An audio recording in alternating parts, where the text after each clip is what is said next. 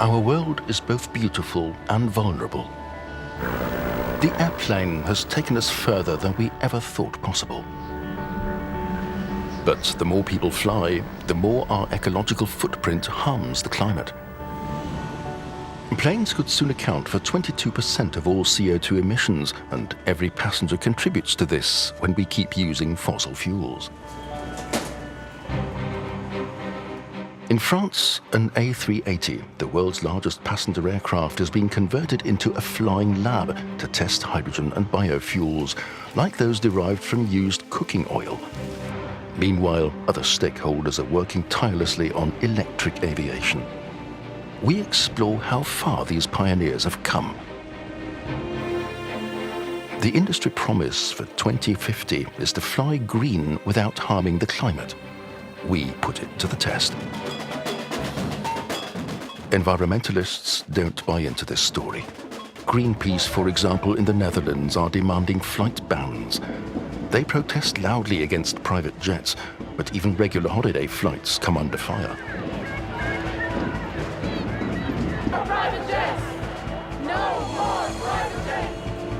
The activists aim to turn the joy of flying into flight shame and ground as many planes as possible.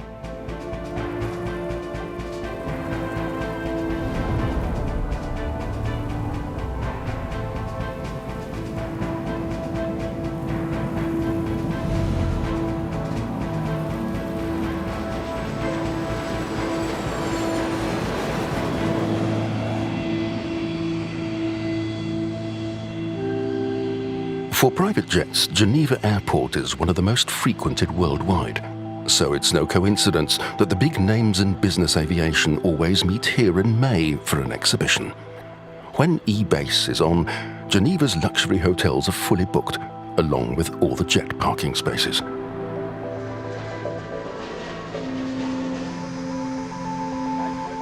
No other mode of transport embodies luxury quite like having your own private jet with a list price of $40 million or more. It lets you enjoy travel without the queues. But as one passenger on a private jet emits at least 14 times more CO2 than one on a commercial airliner, the ecological footprint becomes a problem. With global market leaguers like Bombardier from Canada, Embraer from Brazil, and US companies like Gulfstream, all the big names show up at the exhibition. They promote sustainability and see themselves as pioneers of green flying.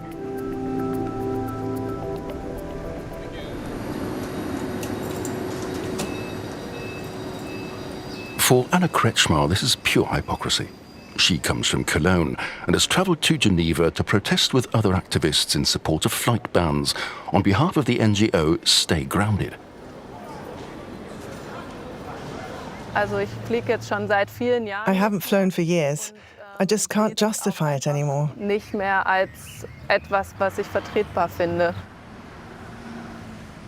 As an activist, Anna has already brought airports in Berlin and Leipzig to a standstill and believes even illegal actions are justified. She also wants to make a statement in Geneva. Ja, wie weit würde ich gehen? Ich glaube, How far would I go? wie weit will diese It's more like I wonder how far this industry and these governments are willing to allow it to continue. Ich glaube, solange da nichts passiert, I believe that as long as nothing changes, we need to keep up the pressure with some form of visible and radical protest to show we won't accept it. wir nehmen das nicht so hin. People who want a fairer world gather near the station.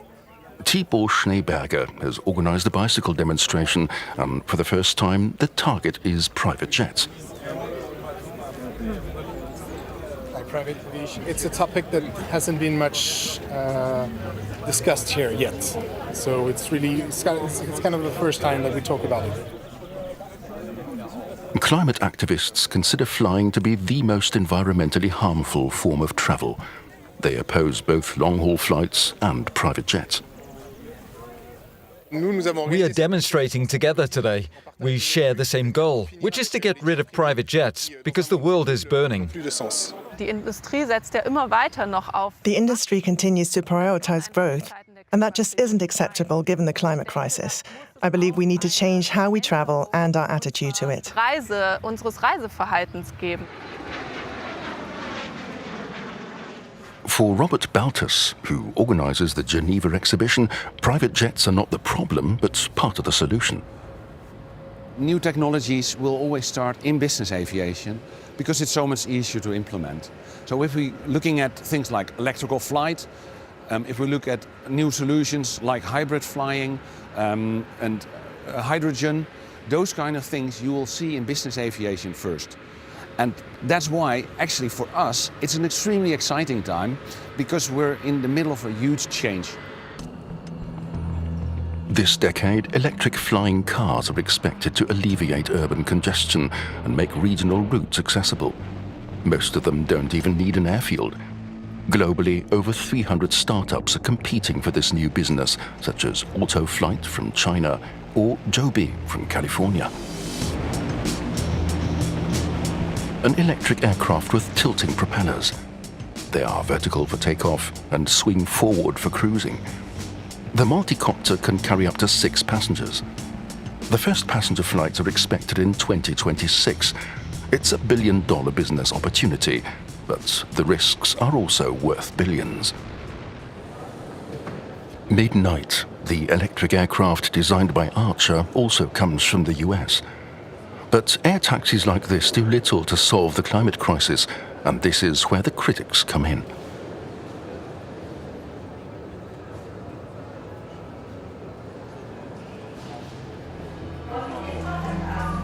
Flying currently accounts for a small proportion of CO2 emissions. But in 30 years, jets could cause 5 times as much damage as they do today if they continue using fossil fuels. The larger the aircraft, the more challenging it is to find a green solution. But demand for flying is increasing, especially in Asia, where new major airports are being built and airlines buy aircraft indiscriminately, prioritizing business over climate concerns. This matter has also drawn the attention of politicians like German Minister of Transport, Volker Wissing. Based on our analyses, this will be one of the sectors within transportation that will experience the most significant growth. No mode of transport will expand as rapidly as air travel, so it's important to find carbon-neutral solutions.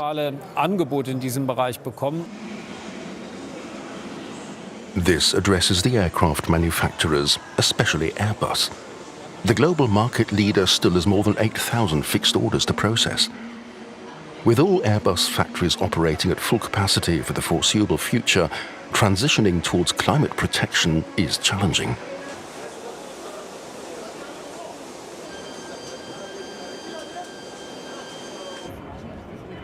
At eBase in Geneva, business is brisk for the manufacturers at the static display.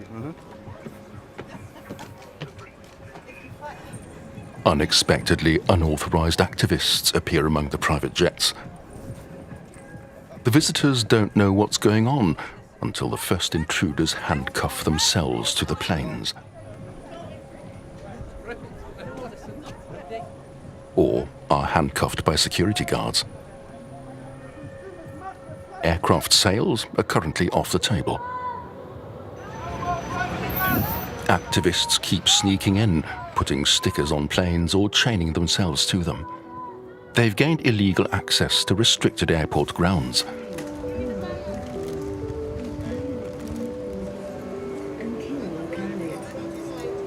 The police are on their way. They were clearly unprepared for a protest like this, as were the exhibition visitors. You know, it's unfortunate that, the whole message is about sustainability, and I don't think they got the message, So I think they need to read up a bit about it. But they're definitely gathering attention, They're lucky they're not armed or anything. Yeah. I think it's not very respectful for all the operators and customers. Flights are suspended, incoming aircraft are redirected to other airports. Air traffic control are afraid the activists may breach the runway. The police arrive and quickly bring the demonstration to an end. The protesters resist, but there is no violence. They are detained in airport buses.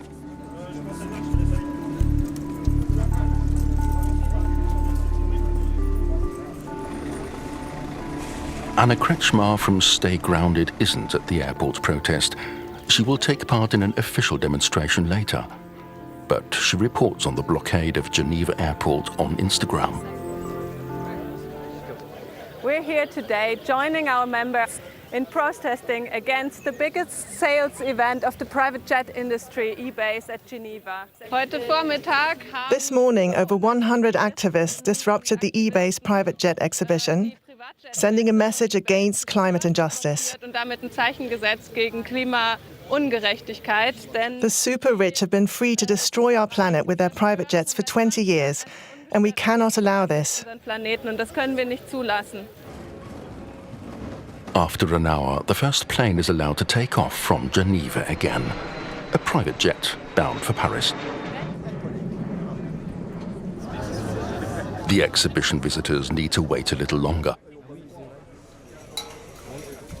They are only allowed to move freely around the exhibition once all the demonstrators have been arrested and detained on the buses. The activists will spend the night in custody. They can expect fines or even imprisonment.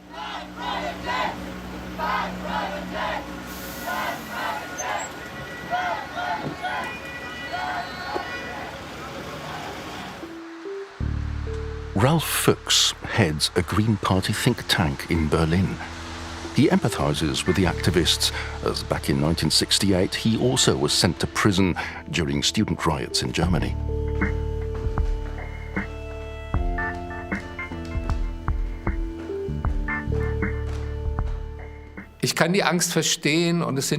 I can understand the fear. There are plenty of doomsday scenarios circulating. But fear is a poor advisor. It tends to paralyze or lead to panic and radicalism. We can't just step out of this complex reality, especially in a world where more and more people are transitioning to a modern industrial lifestyle. And billions aspire to escape poverty, to lead a modern, prosperous and comfortable life.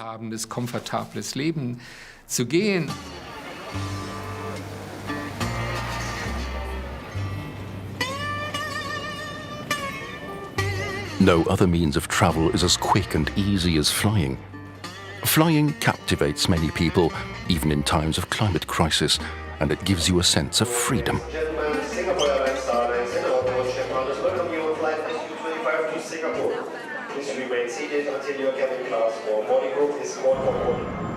Even in ancient times, people longed to glide through the air like birds. Seeing the world from above reveals tiny miracles. When you hover above your homeland, you experience for yourself how everything fits into a natural order.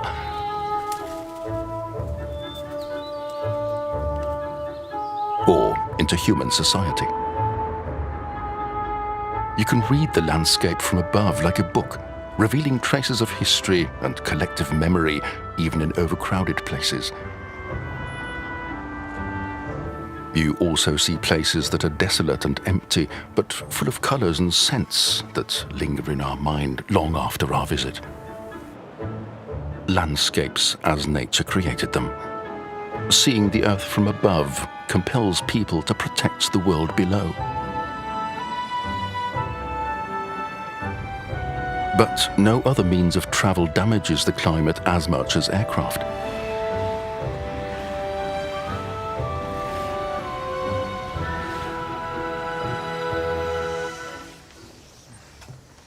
Björn Paxling from Malmö in Sweden hasn't wanted to fly for a long time. He was sentenced to prison for 2 months for blockading an airport. His appeal is today. Paxling is the father of 3 children.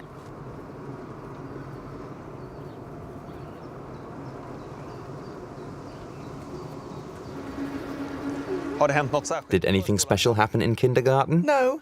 Ingenting. On October the 31st, 2021, the police were called to Växjö Småland Airport. Their body cams showed 2 activists, each with one hand glued to the runway.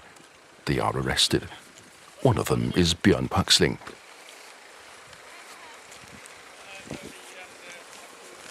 What's your name? Björn Paxling. You're not allowed to enter here because it's within the protected area. For some, he is a hero. For others, a terrorist. Björn Paxling is afraid of going to prison. I think we'll get more attention to the things we're trying to bring into focus by being in prison, being locked up, and especially as parents of small kids. But as a parent of small kids, I really don't want to be taken away from my kids. And so far they have been proud and proudly exclaiming that my father is a climate activist. My father has stopped airplanes. And it's something that their peers are not teasing them about, but rather, it seems, looking up to. With mixed feelings, Paxling is awaiting the video call from his lawyer about today's appeal decision. What is the verdict? The prison sentence was overturned to a suspended sentence and a fine, which is much more lenient. A suspended sentence and a fine. So I'm not going to prison. Which is a victory. It really is. The first prison sentence for a climate activist to be overturned in Sweden.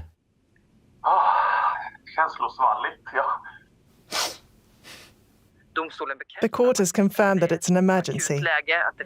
Wow. Right now we see politicians say that you shouldn't scare children. You climate activists are scaring kids. But research shows that it's the other way around. Children who see people, adults in their vicinity and family members taking adequate action towards the climate crisis, they have a decreased level of climate anxiety. And that is something that we also have experienced with our kids. Grab the bun, kids.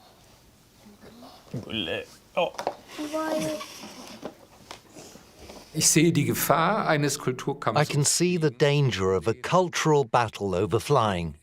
The battle between those who morally condemn air travel and want to reduce air travel and make it into an antisocial activity, and the majority of society who want to hold on to this achievement of modern mobility.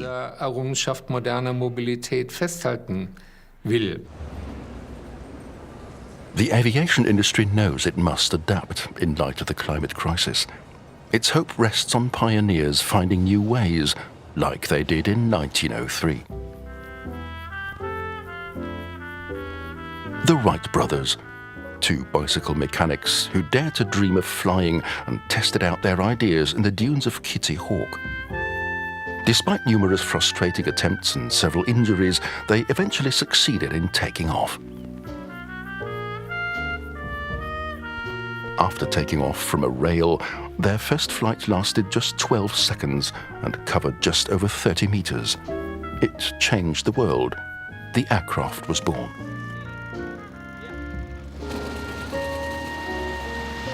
Aviation developed rapidly. It became faster, more comfortable, and above all, safer.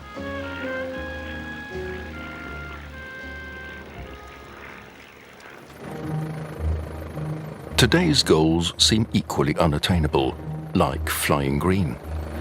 Again, we need someone to lead the way, like André, Borschberg and Bertrand Piccard, who in 2015 embarked on a journey around the world from Abu Dhabi, powered solely by the sun.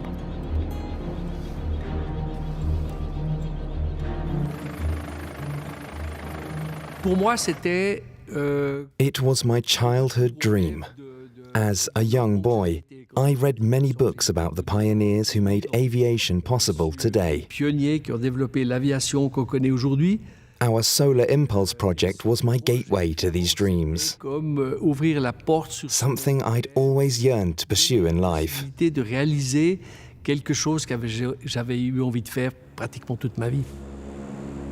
Only intense self-discipline enables André Borschberg to fly steadily for several days and nights. The pilot trained for this in a ground simulator, enduring 3-day shifts and learning how to manage 5 days without a bath or toilet. André Borschberg flies over India and China to Japan at just 70 kilometers per hour. The Solar Impulse has 17,000 solar cells. Its wingspan is larger than that of a jumbo jet, but it weighs less than a car. He sleeps for 20 minutes every 4 hours. If the wind is calm, the autopilot takes over as he sleeps.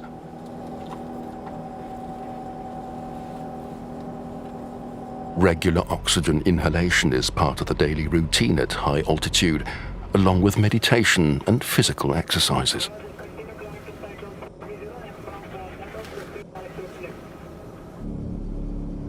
The longest leg of 7,000 kilometers leads across the Pacific Ocean from Tokyo to Hawaii. Shortly after takeoff, a minor technical problem arises. All the engineers recommend repairing the aircraft back in Tokyo, but the flying conditions are perfect. André Borschberg doesn't want to miss the chance, so he decides to fly on alone across the ocean. If we knew about all the problems we would encounter, we would never do anything. You must take them as they come, and often they turn into opportunities. His flight over the Pacific takes 5 days and 5 nights, a new world record. The Solar Impulse is to get new batteries in Hawaii. Bertrand Piccard takes over the rest of the flight. We are very different. He's a psychiatrist and I'm an engineer. I need a strategy and seek out the resources to reach my goal, like an engineer. He is much more spontaneous.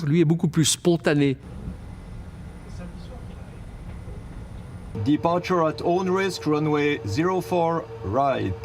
Thank you very much, Kaleloa from Solar Impulse. With a kiss from his wife, Bertrand Piccard sets off. It's the day of the Paris Climate Agreement. The Solar Impulse pilots have actively campaigned for this for years. Shortly after takeoff, the UN Secretary General calls Piccard. Hello, Solar Pulse. Hello, Captain Piccard. Where are you now flying? I speak to you from the cockpit of Solar Impulse in the middle of the Pacific, flying on solar power, only, no fuel. Can fly day and night without fuel. The world, of course, can be much cleaner. I am inspired by your pioneering spirit, and while you are making history, we have also made the history today. More than 175 countries signed the climate change agreement.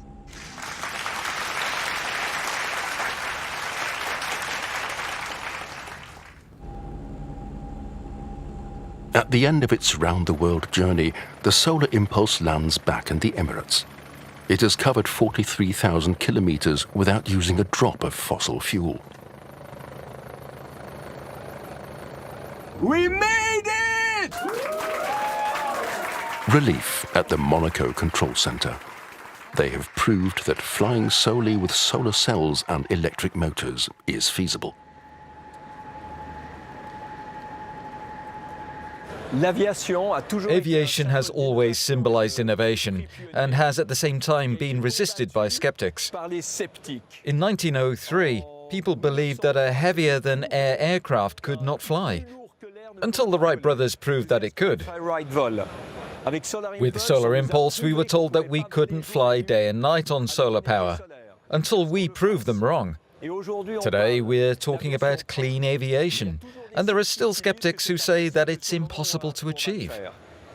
What is clear is that aviation is an example of disruption, an example of innovation. Now we must do everything we can to achieve clean aviation, and we will.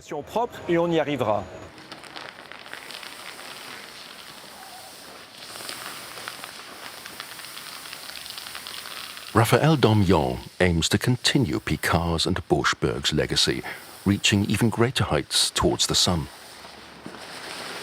The goal of Solar Stratos is to see the curvature of the Earth propelled by solar energy. We aim to realize the legend of Icarus 4,000 years later. Take off. We are flying. Icarus is a prominent figure in Greek mythology. He symbolizes both human willpower and overconfidence as he plummets in his attempts to reach the sun. The history of aviation is replete with individuals who defy the laws of physics to pursue their dreams, including the aspiration to one day fly solely using solar cells.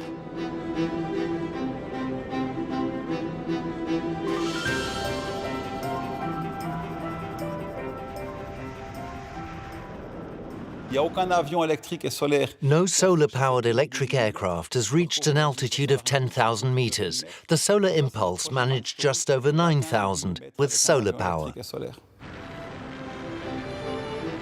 Raphaël Domyon advocates for clean flying and strict environmental protection, but also for freedom in the sky.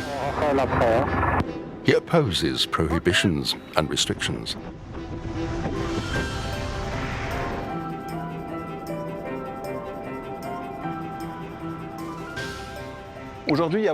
Today, many ideologists want to ban flying in the future, just like skydiving, because they don't see the point. We want to show that both have a future, but without burning aviation fuel, without noise and without CO2.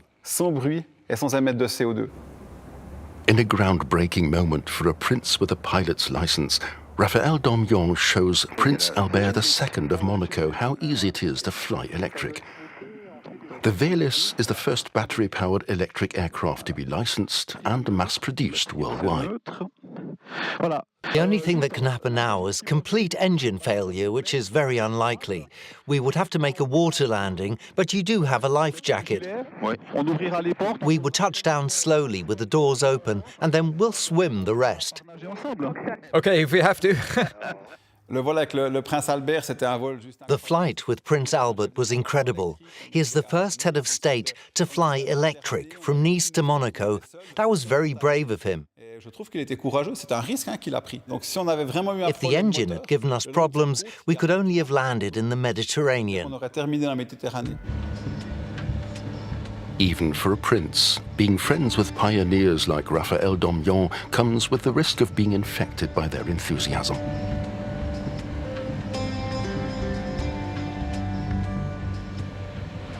Want to try your hand at flying? Yes. You're in control. Have you flown before? Have you taken lessons? Not really, no.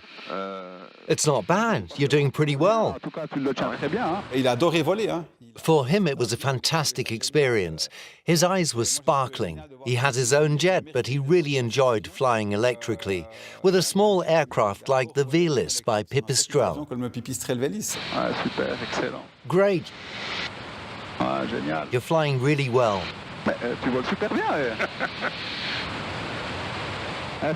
As far as I know, no electric airplane has ever flown to Monaco. Yeah, that's true. With an electric aircraft, there is no noise, no vibration. It's incredible.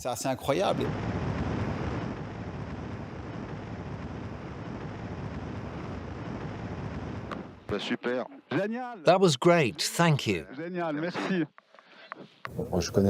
I've known Raphaël Domyon for a long time. He's a pioneer for sustainable flying, and it's great to work on this together. He's so passionate about his projects and dreams.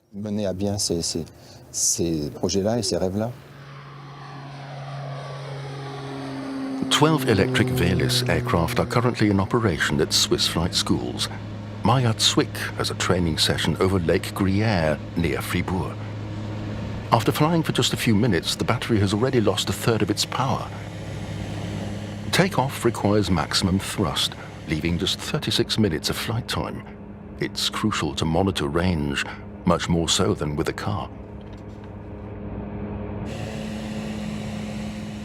Compared to other training aircraft, the Velis is feather light at just over 400 kilograms. more like a glider than a sports plane. It was certified as an ultralight because the regulations are less strict in this category. Today, the flight instructor breaks off and returns to Activism airfield early with his student Maya. A storm front is approaching.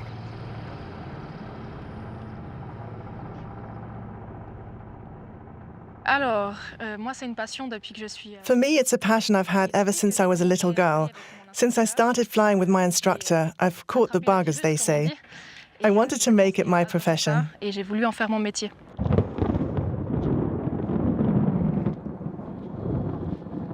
On était assez stressé avec la météo. Effectivement, we had weather-related stress. There were thunderstorm warnings and lightning was already flashing.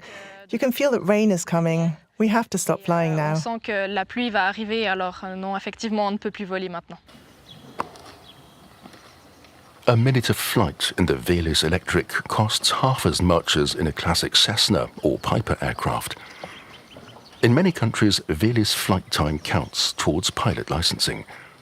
Tomorrow's pilots learn to handle charging capacities early on, but also to dress warmly. The Velis does not have a heating system for the winter. That would mean even less flight time due to the weak battery. We charge with 3 amperes. The aircraft will be ready again tomorrow morning. 3 ampères, il sera prêt pour demain matin.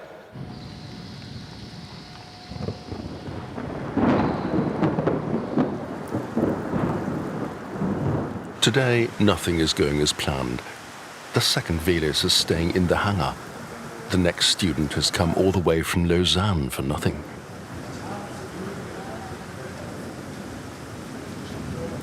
The flight school in Activism was one of the first in Europe to acquire an electric aircraft.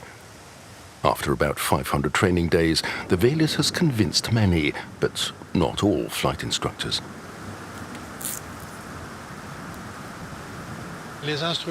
Instructors generally fall into 2 categories. Ones who are enchanted by the plane and will take all their students on it, and others who are more cautious, waiting for batteries to last longer, which, in my view, is on the horizon. Le jour où on aura une durée de vol possible plus longue, 2 hours of flight time would be perfect. arriver à 2 heures, là c'est parfait.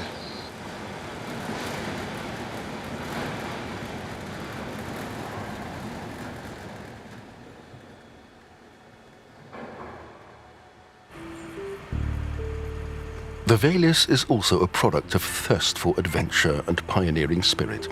Its story begins shortly before the end of the Cold War in Yugoslavia, on a military airfield near the border with Italy. At 27, Ivo Boscarol dreams of flying and builds gliders using recycled Trabant engines, a small car from then-time East Germany.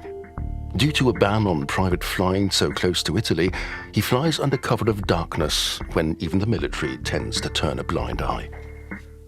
The hangar door closed in the evening because the manager was, angry about us, and he was afraid that something happened with illegal flights. So he said, when I will lock the door and I go home, you can kill yourself as you like.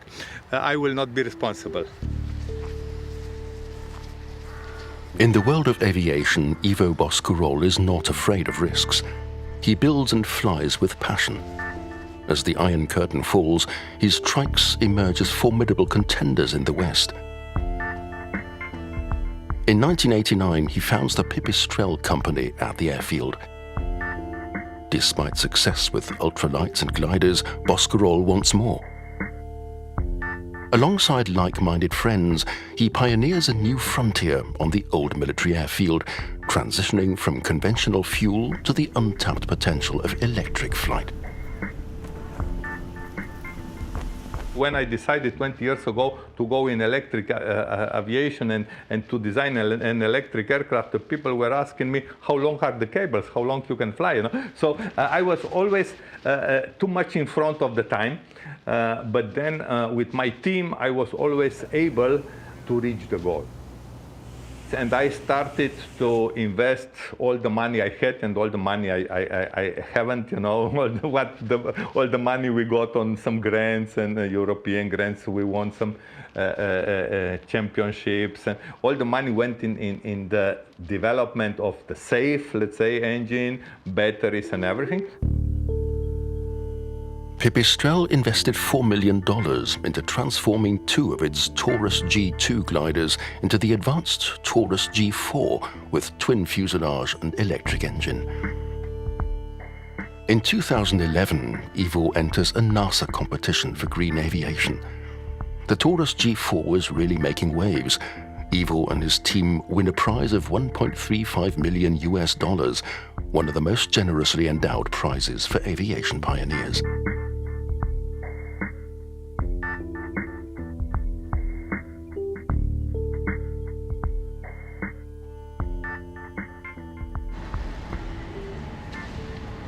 Pipistrel now manufactures an aircraft every day. With his latest successful model, the Velis, the Slovenian company has brought something innovative to the world. Initially designed for competition, it has now become a successful series globally, a feat few have achieved since the era of the Wright brothers. This aircraft is the first type certified electric aircraft in the world. It was type certified on 6 June 2020, and it's still the only one. And the other, we don't know when they will follow. The founder's pioneering spirit has spread far beyond Slovenia. That's the wall of some picture of famous people who were there, or I was invited to meet them. Because of my contribution to aviation, especially to emission-free aviation. Like the Queen, I was invited to lunch with her, then founder of Uber, co-founder of Google, guitar player Steve Morse, who is also our customer. In 2011, the famous Deep Purple guitarist purchased a sinus glider from Ivo Boscarol, the precursor to the Taurus and Velis models. For those only familiar with aircraft from Airbus or Boeing, Pipistrel might seem like a minor player. But the convenience of flying today would not exist without these small-scale pioneering efforts. Yet, for one aspect of his work, there is no solution yet: batteries. Efficiency of the cells are not, let's say, ready yet for long flights. So this aircraft can fly 1 hour, so it's 45 minutes lesson plus reserve. And when you change the crew, you do briefing, debriefing, you recharge it, and you can fly again. Ivo Boscarol has forged a lifetime legacy, but for now it is enough. Last year, he sold Pipistrel to US corporation Textron. His sales package included many more ideas in reserve, also for better battery solutions.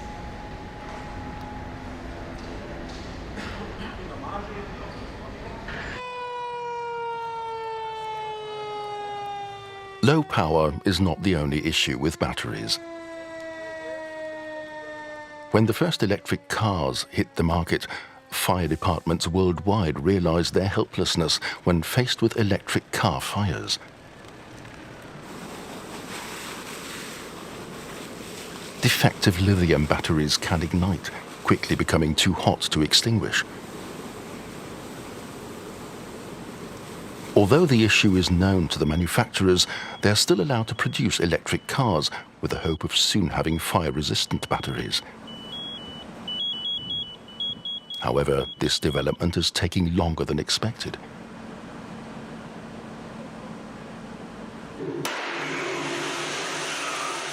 At Canada's research agency NRC, batteries are pushed to their limits. Researchers simulate a short circuit in a battery cell to determine why it triggers a fire and, most importantly, while all the other cells also ignite. Thermal runaway is the term experts use to describe an uncontrollable battery fire as seen here. Preventing this chain reaction in the future is crucial before passenger aircraft can be certified for use.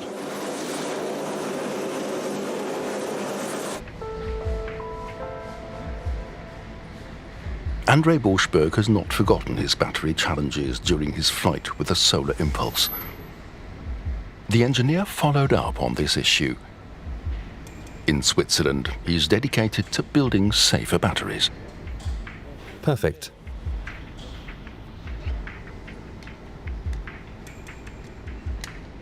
These modules are integrated into the aircraft.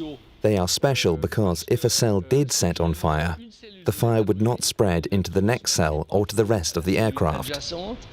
A car can burn, a plane can't.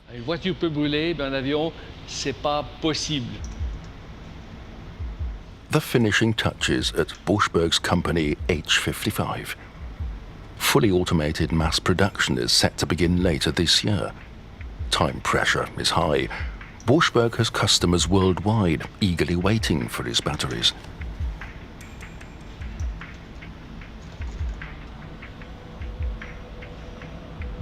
Here, we assemble various components and subject them to heat treatment. This gives the battery module a robust mechanical structure. It must withstand a crash and strong accelerations. All this must be ensured before the start of mass production.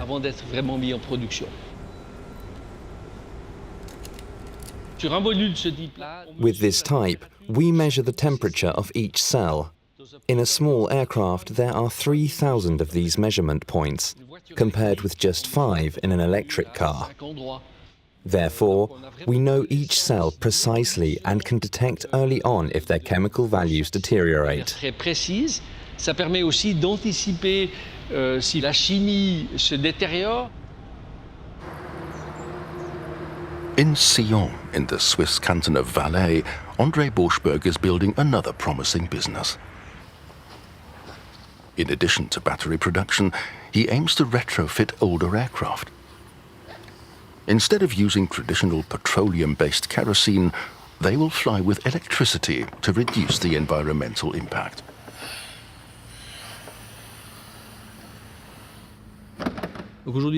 Today, we have around 500,000 aircraft. If we want to develop clean aviation, we can't just retire them. So, over the next 20 years, we will need the current fleet, but retrofit it with clean technology. The startup Custom Cells manufactures customized batteries for the aviation industry. Lilium, another German startup, is having its own battery development produced in series here.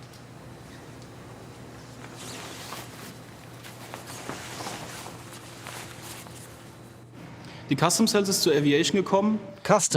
has ventured into aviation because electric flying has the potential to be with us for centuries to come.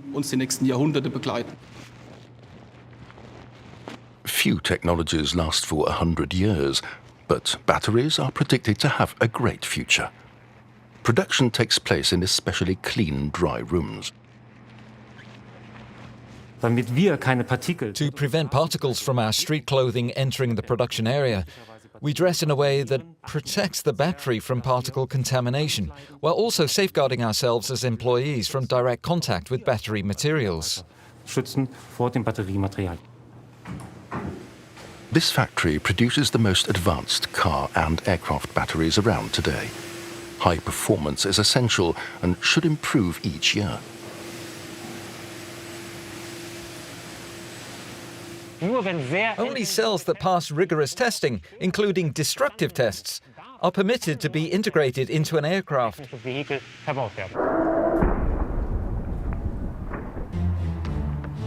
This test site was funded by US certification authority FAA. Every aircraft battery must withstand a drop from 15 meters. In the event of an emergency landing, they must not catch fire or explode. 4, 3, 2, 1. Planes and helicopters must also pass these rigorous tests before receiving certification. Every battery at custom cells begins as powder. Political discourse on electric mobility often fails to mention that powerful batteries are made of toxic metals like cobalt and manganese. Manufacturers are aware of the difficulty of achieving an ecological balance.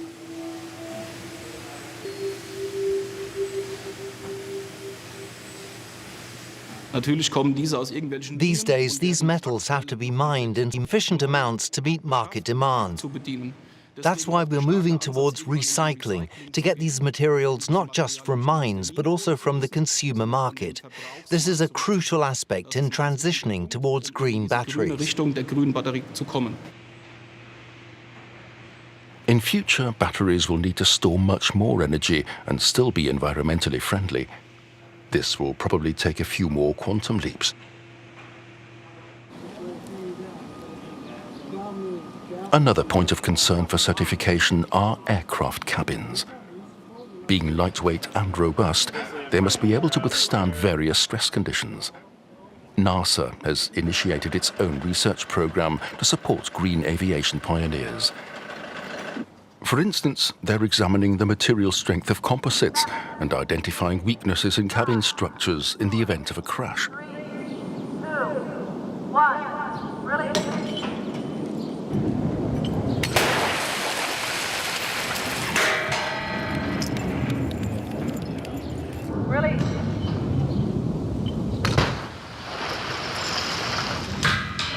Over 200 data points provide information, while 20 cameras capture the images. The model used is a NASA custom-built cabin. It reveals numerous issues that must be considered in new developments. These test series cover the cabin floor, seats, and the outer shell.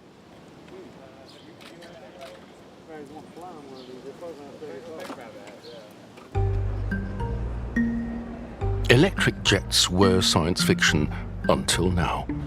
The German startup Lilium is working to change that.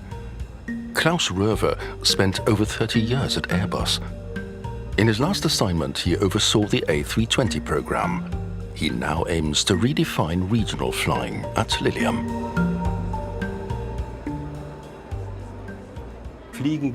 People will see flying completely differently. It will become socially and ecologically acceptable. Flying is slightly stigmatized today. It's loud, environmentally unfriendly, and often seen as just being for the rich. When I say to my children or grandchildren, "Hey, Dad helped develop the first electric aircraft," they'll probably ask, "Why? Weren't they always electric?" And I'll say, "No, they weren't."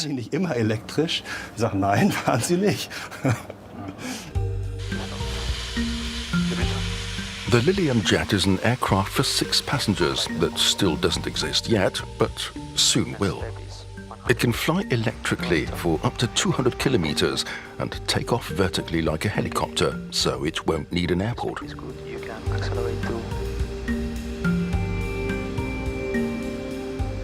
The first model I deliver will get much better batteries over its lifetime and will eventually be able to fly up to 300 kilometers. Various studies estimate market potential at around 10,000 aircraft. Lilium was founded by 4 students in 2015.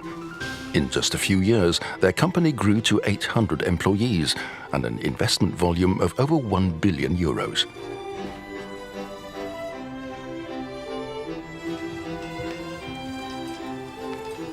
Lilium is based in Munich, where testing and manufacturing take place. Series production is scheduled to begin once the jet receives its flight certification, planned for 2025. The production halls are still empty, but more than 600 jets have already been sold. Everything hinges on certification. Klaus Röver's schedule is now meticulously planned, not just for weeks or months, but for years. Lilium has searched worldwide for employees to hire. Klaus Röver has no doubt he is doing the right thing.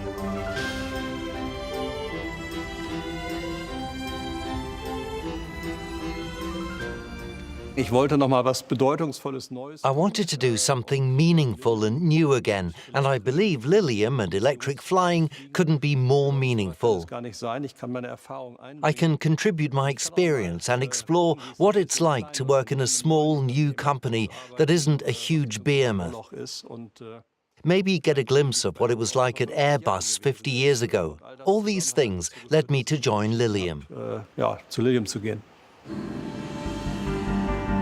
Startups like Lilium are aiming for a global impact. While Lilium has already simulated a launch in New York, it remains confined to the virtual realm for now.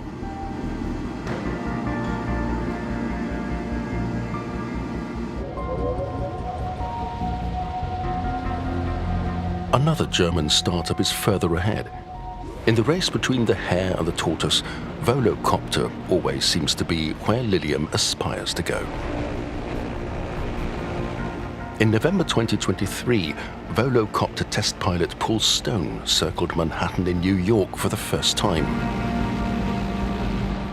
But the race is far from over.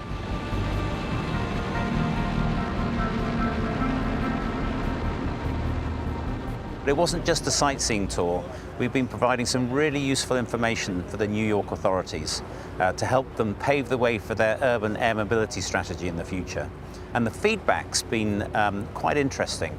First of all, they couldn't hear the aircraft over the ambient noise of the city, so it's pretty much silent in its operation.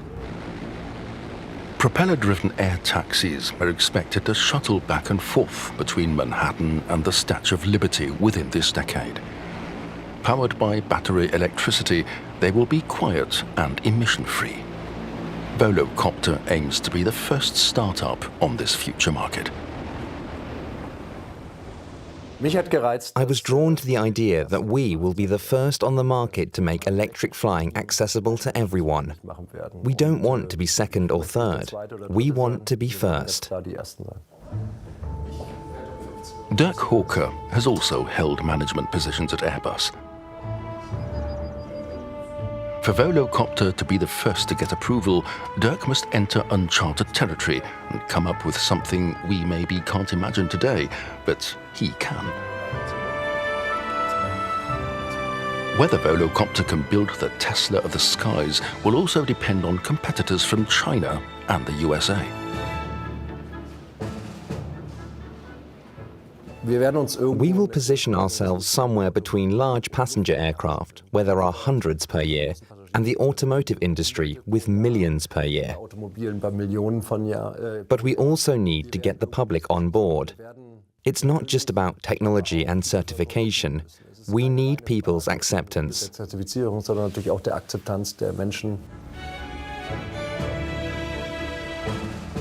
My name is Jamie Hale. My role of Volocopter is to help the flight test team prepare the aircraft for test and to flight test the aircraft. As an engineer, I understand the criticism for aviation not being environmentally friendly ever, and there is some real weight and truth behind that. Volocopter and VoloCity isn't going to solve all of those problems. However, it's one small step in the right direction, and eventually you'll have 500 steps in the right direction.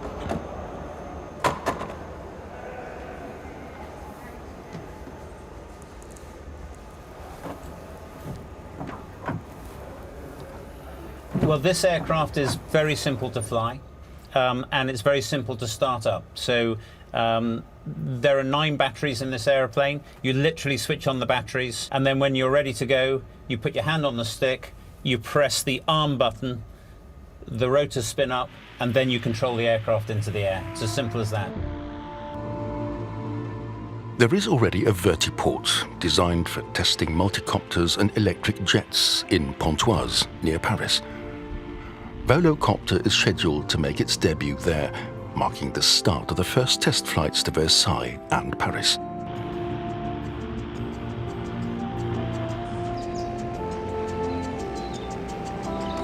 None other than the President of France has asked aviation pioneers from around the world to showcase their advancements with green aircraft at the Paris Olympics 2024. Volocopter is the first and so far only provider to have obtained a test license for Paris.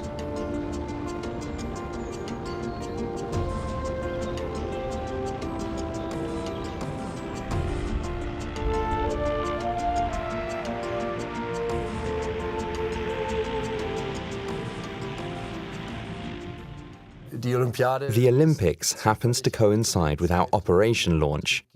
We'll also head to Rome in 2024, probably Singapore by the end of the year, and crucially, to the World Expo in Osaka, Japan.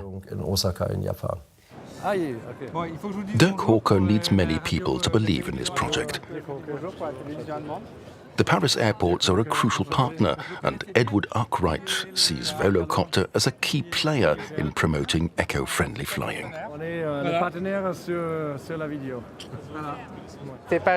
It's not just about believing in it. We're part of this story. With Volocopter, we're offering the first commercial flights in Paris starting in summer 2024 and continuing after the Olympics. It's a real commercial service. We've always said that we're starting with a two-seater. Our plan is to introduce a four-seater to the market in 2026. By then, we expect commercially available batteries with the right power density to ensure safe operations from 2026 onward. The four-seater for 2026 is set to be the Volo Region, an air taxi for urban centres and regional courier deliveries, powered by electricity and, above all, sustainable. Does this represent the future of transport in urban areas, with Paris as the first test market?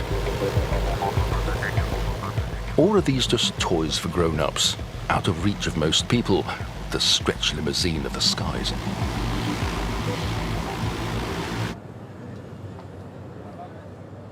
At the Paris Le Bourget Air Show in June 2023, the focus is on sustainable aviation. The airports of Paris are there too, showcasing their division for new business ventures, led by the team around Abu Musa Joyce.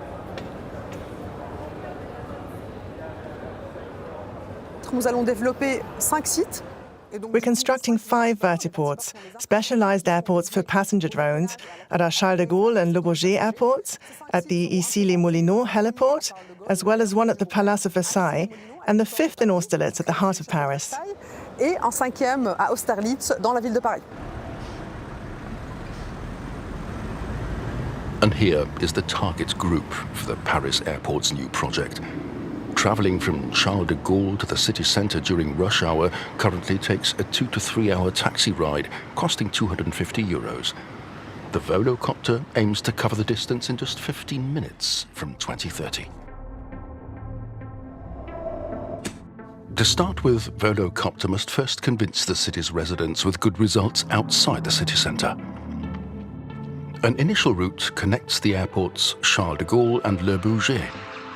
There will also be scenic tours from Le Bourget and from the heliport along the Seine, offering views of the Eiffel Tower and the Old Town.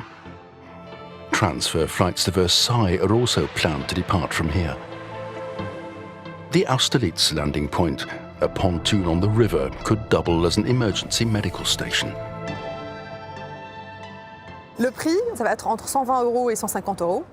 A 15-minute flight will initially cost between 120 and 150 euros.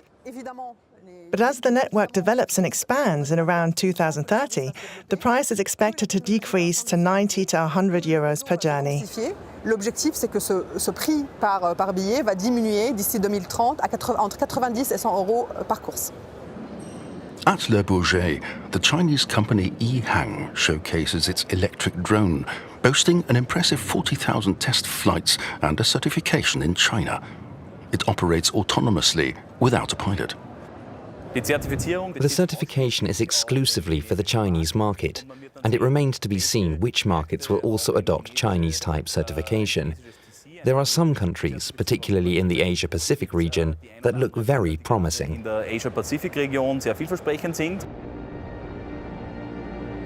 In Japan, EHang has been granted permission for a number of autonomous passenger flights and has already received over 1,000 pre-orders from Asia. Priced at $300,000 per unit, the cost is anticipated to drop with mass production. Currently, the drone primarily operates in China along established routes in Shenzhen. I've flown with it several times already. It feels more like riding an elevator, thanks to the multi-rotor concept. The product has 16 rotors arranged both above and below on 8 arms. It doesn't wobble, it doesn't shake, and there is no turbulence, providing a very stable flying experience.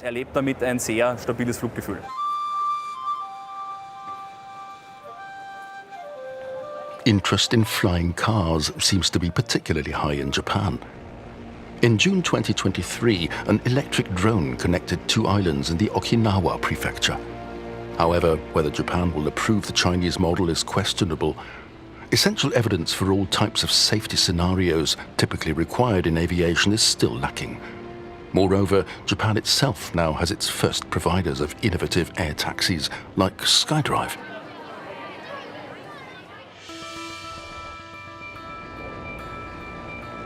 The Tokyo-based startup visualizes a strategy where self-driving electric vehicles start from residences and seamlessly join controlled flight networks. SkyDrive expects its flying taxi, tailored for Asian megacities, to be approved by 2026. Could this revolutionize urban travel worldwide within 20 years to come?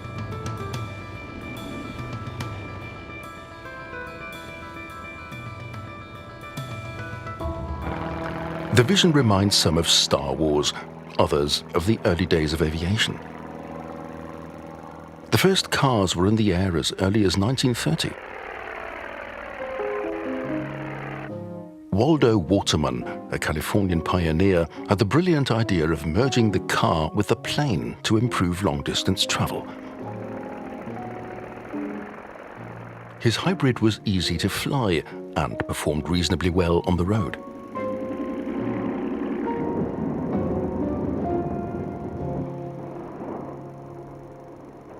By 1937, the pioneer had built 5 prototypes, but interest waned. Customers favored comfortable road cruisers over his lightweight designs.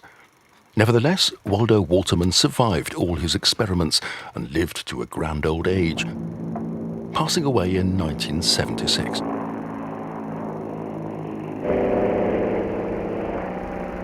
It's generally true that only a minority of pioneering companies will ultimately succeed. But that's no reason not to pursue seemingly utopian solutions that may only bear fruits in 10 or 20 years. Lösungen angeht, die dann vielleicht in 10 oder 20 Jahren sich realisieren. We need competition for climate-neutral solutions. And startups play a crucial role in that. Eine sehr wichtige Rolle. Some countries are making strides toward climate protection and green aviation. Norway, for instance, aims to completely phase out fossil fuels in aviation by 2040. The country relies heavily on aviation. But having the will to change is one thing, having the ability is another. The Nordic countries are leading the way to electrifying air travel. Norway wants all their domestic flights to be 100% electric by 2040, but there's no product to meet this demand, so that's what HEART is building. Inspired by his first electric flight in Aviation, aerospace engineer Anders Forslund established the startup HEART Aerospace in Gothenburg. His goal is to build an electric aircraft designed to serve northern regions. After completing his degree, he dives into action with his wife Clara. Despite being newly married and expecting twins, they don't let that slow down the project.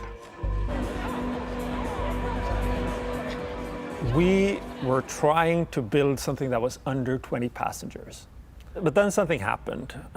We got a call with United Airlines. And they said that this aircraft is perfect for us. And they ended up writing an order for 100 aircraft.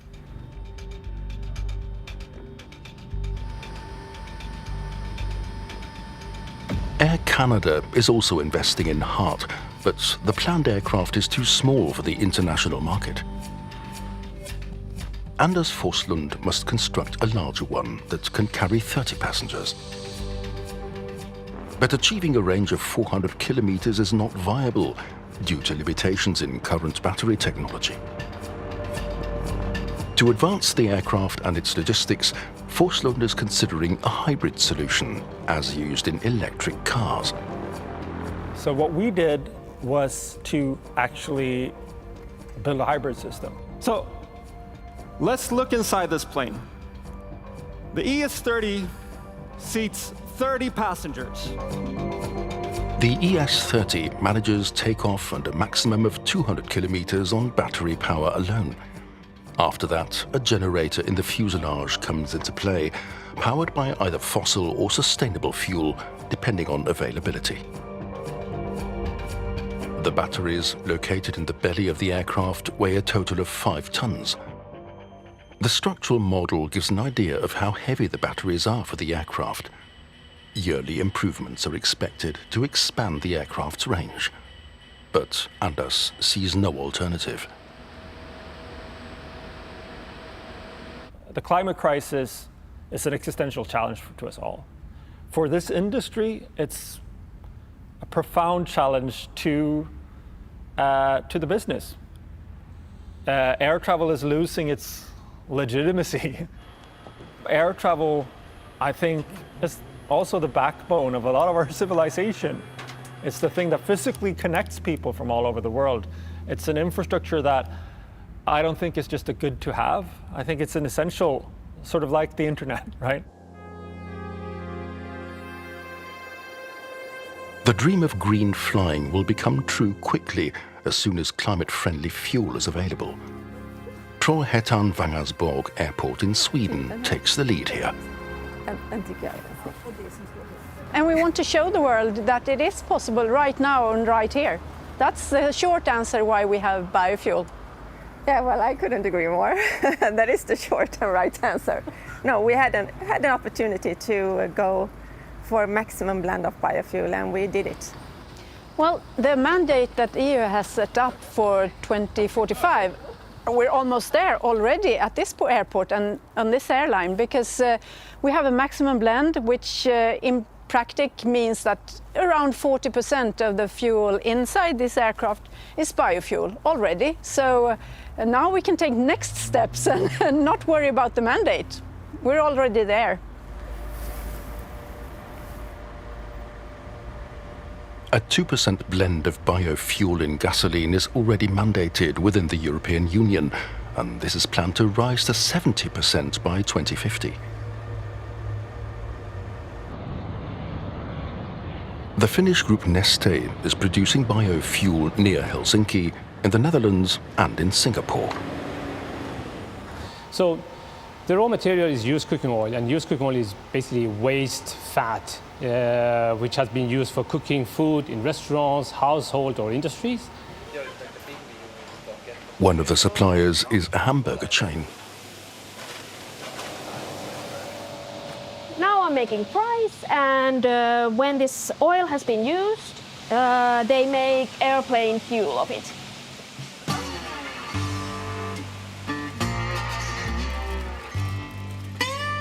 But you need quite a lot of fries to make it into the air. A scientific calculation estimates that it takes about 13,000 servings to produce enough biofuel for one seat from Sweden to Spain and back. This would mean eating one serving of fries daily for 36 years.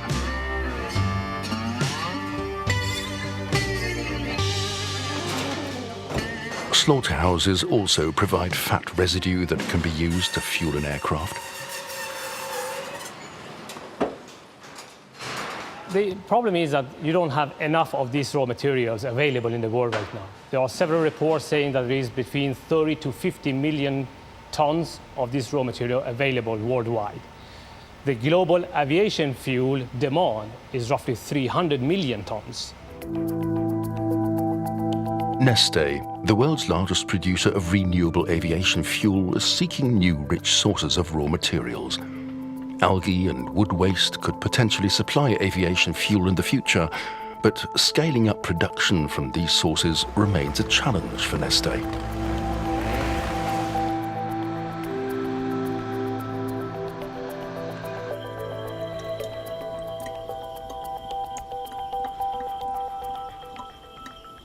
There are several benefits of using sustainable aviation fuel. One of them is that sustainable aviation fuel has 80%, up to 80% less emissions, and has 50 to 70% less particles and less soot, which is causing these cloud formations behind the aircrafts, which actually has a higher climate impact than the emission itself. Well, I think that biofuel is a part of the solution, and it is what we can do now. But waiting and doing nothing, I think that's much, much worse. Then we have to solve the other issues with biodiversity, for example. But we cannot wait for all the solutions to be 100% right, because then we wait too long. Today, biojet fuel costs 3 to 5 times more than traditional fossil fuel, which has long been tax exempt in many countries. This is likely to change soon.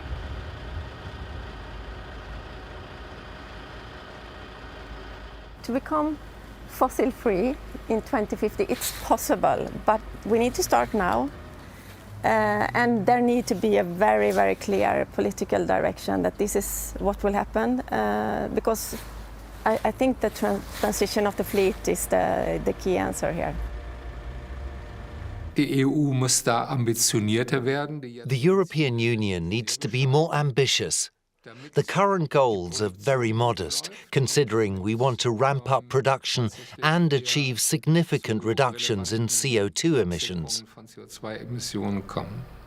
If we want to avoid contributing to the climate apocalypse, then our only option is to embrace the vision of carbon-neutral flying and rapidly turn it into a reality. Klimaneutralen Fliegens, sie möglichst schnell in Realität zu verwandeln.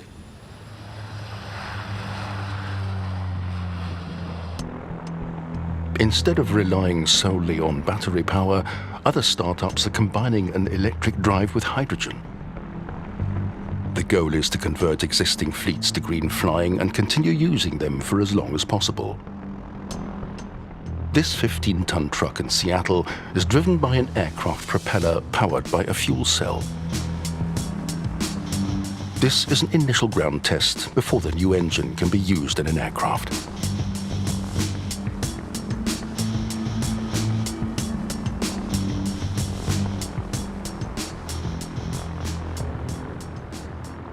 We don't believe in batteries for commercial aviation because the hydrogen electric power plant is much lighter and it will take you much further than what any battery solution could do. We are already convinced that the hydrogen costs already today is very close to being break-even with aircraft fuel already. And as we move forward with the many countries having hydrogen strategies, and the cost of hydrogen continuing to decrease, it's just going to become better. We remove the existing engines in existing aircraft, install our engines, and then you have a new pollution-free solution. This also helps because you don't need to build new aircraft, and this is a much more sustainable solution as well. The market for existing airplanes is into the thousands, and those can be used still for several years depending on what the age of the aircraft is. For our first steps, we are talking about aircraft in the 10 to 19 seat class, with the next step that will follow for the 30 to 90 seat aircraft class. This will be until 2027 into 2030. Each company at the Paris Air Show in Le Bourget has its own slogan and marketing strategy. Yet everyone believes in the power of technology and that it will enable humans to succeed in making the world better. The Volocopter opened the show at Le Bourget every day before the fighter jets took to the skies. Josef Kallor is fascinated by the jets as well. He was brought here by his pioneering work on hydrogen solutions, a passion he's been dedicated to for over 15 years. He can now see his long-held vision nearing fruition. Hi, nice to meet you again. Nice to meet you. Have you had a look to mocap there? Oh, the plane is there. Okay, very good. Wir bekommen sehr viel Interesse. We're getting a lot of interest in renewable energies. People ask where the hydrogen will come from or what type of hydrogen we'll be using. We'll be showcasing liquid hydrogen functionality.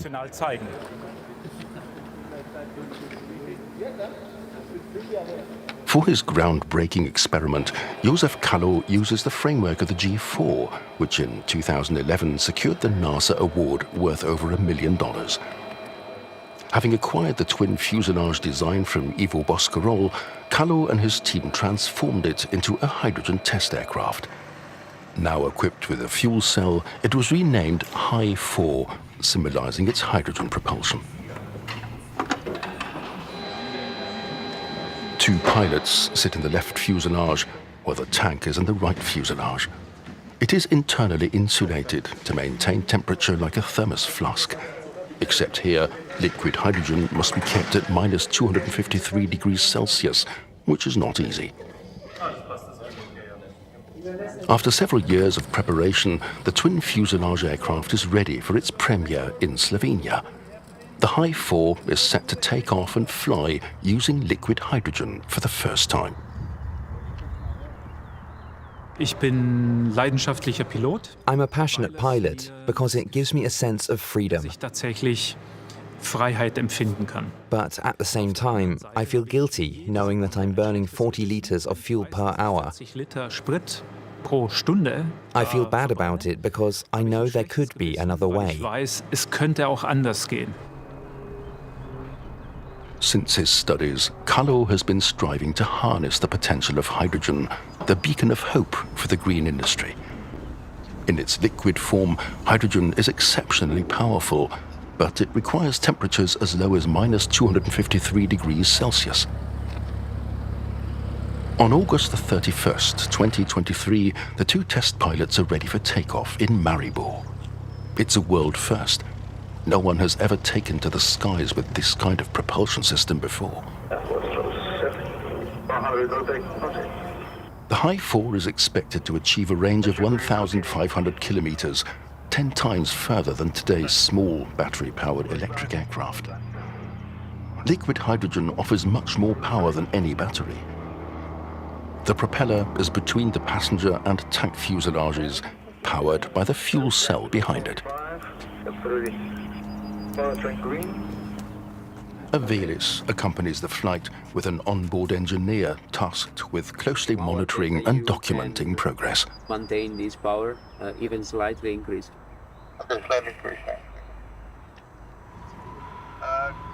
Tension mounts for landing. It's hard to believe how smoothly everything is going after weeks of uncertainty about whether the authorities would grant permission for this experimental flight. Tension melts away when landing proves as smooth as takeoff. Alongside the joy of a successful world premiere, there's a palpable sense of relief that nothing went wrong, especially for Pavel, the Polish test pilot. Well, I'm very happy. I've been waiting for this moment for quite a long time, to be honest. And this was, as you know, the first flight with liquid hydrogen on board. And seems like the performance is really good. And actually, we can have flights lasting for 10 hours or more. Sky is the limit, basically. For Josef Kallo, it's a dream come true. He has opened the door to a new world. Today, we are on the threshold of being able to use this technology to build larger systems, transporting an 80-seater up to 4,000 kilometers. Bis zu 4,000 Kilometer weit zu bringen mit dieser Technologie. People all over the world congratulate the team on their record-breaking flight. It takes a researcher to truly grasp the significance of today's success for hydrogen research.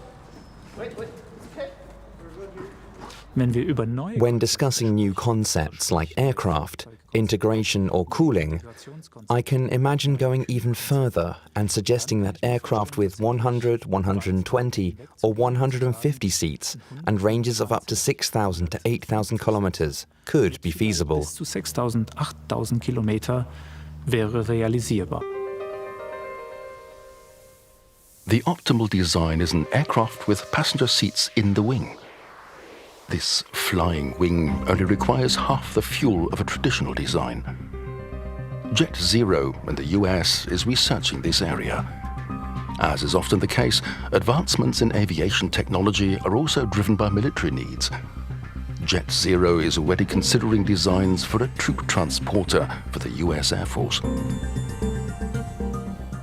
The flying wing design is inspired by the stealth bomber B-2. Its shape renders it invisible to radar. The B-2 can carry 16 one-ton nuclear bombs and fly distances of up to 11,000 kilometers.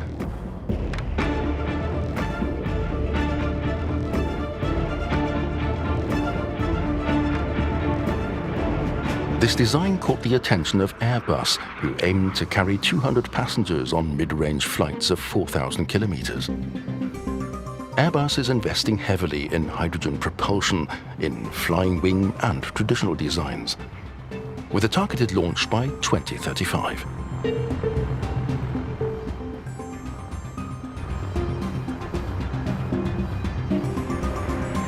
I believe that hydrogen is at the heart of aviation's decarbonization. I think hydrogen in its raw form is extremely exciting in terms of cost per ton of avoided CO2, also in terms of climate impact. It looks like it's got huge potential, but also hydrogen used as an ingredient in synthetic fuels or e-fuels has also got a big part to play in aviation's decarbonization. To drive sustainable aviation, Airbus has reactivated a famous veteran in Toulouse, the prototype of the A380, the world's largest passenger aircraft. This aircraft is the A380 serial number 1, and now our plan is to take this aircraft and modify it into a hydrogen propulsion flight laboratory. Our ambition is to take this aircraft and add a stub in between the two rear doors at the upper level, and hydrogen distribution, which will feed this engine with hydrogen. Like the High 4 in Maribor, the fifth engine of the A380 requires liquid hydrogen. The tanks take up a lot of space in the rear third of the A380. We're now inside the main deck of the A380. You can see that this main deck looks very different than for an aircraft carrying passengers. That's because it's a flight test aircraft. Now what I'm going to show you over here is where we're going to install the liquid hydrogen tanks. They'll be located in around this position, which I showed you would be located at the rear of the aircraft. Our target for flying the flight demonstrator is 2026, which is actually very short term in terms of equipment development, in terms of the ground testing which will have to take place, and then ultimately the flight testing. Airbus is not only a leader in large aircraft, but also Europe's main helicopter manufacturer. The Eurocopter H145 is made in the Donauwörth factory. It is deployed globally as a rescue helicopter. It is priced at around 5 million euros. Helicopters play a crucial role in responding to severe accidents.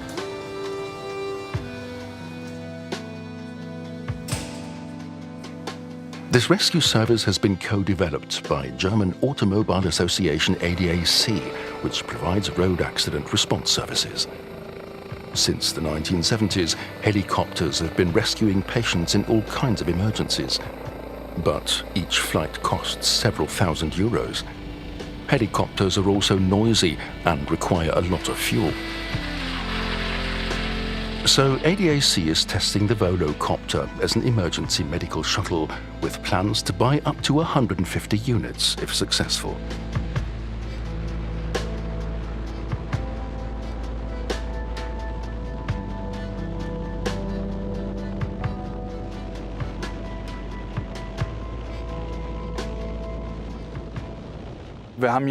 We don't use kerosene.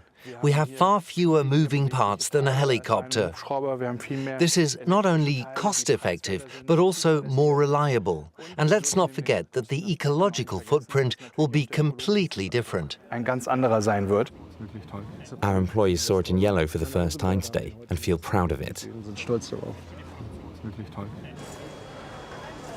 While Airbus denies that the era of helicopters could be ending, they are already exploring alternatives. Along with helicopters, the Donau Wörth factory will also manufacture air taxis. Drone propellers will be tested here. Manager Balkis Sarihan is tasked with evaluating the concept of flying cars for Airbus. Our blades, our propeller. If we're really honest today, it's not yet an industry, it's not yet a business, it's not yet a market, but the potential is there. And this is what we focus on, this mid to long-term view that says if we're doing everything right in a very pragmatic and a bit of a humble way at Airbus, then when we put this product to market, not the first flight, not the subscale demonstrator, but really the first product to market, we will have something to offer. This is the current design of the City Airbus in CGI form. The company hasn't revealed its true progress yet, perhaps to avoid disrupting its successful helicopter business. Like Volocopter, Airbus plans to operate from vertiports at airports and urban centres and provide sightseeing flights for tourists.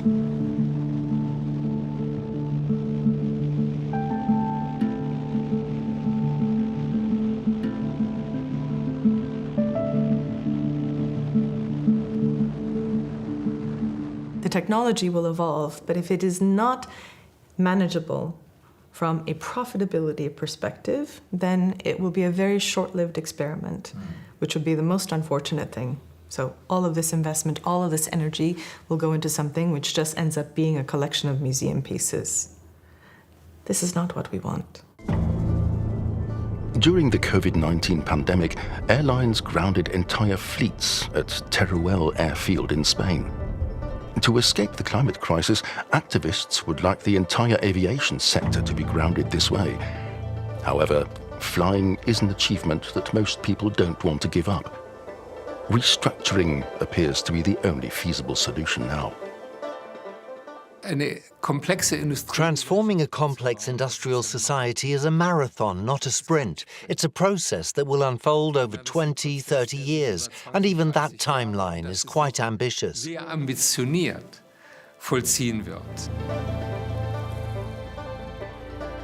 The world would be a worse place without air travel. I think we'd see more conflicts, I think we'd see more wars, I think we'd see less tolerance, less understanding. But we can't keep doing this. We can't keep being on the trajectory.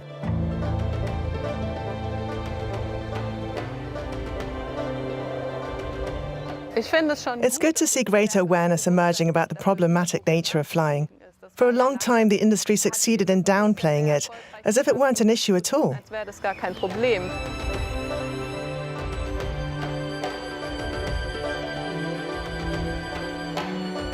Of course, it will cost a lot of money, but it's technologically feasible. So, for me, it's also achievable through legislation and changes in people's attitudes.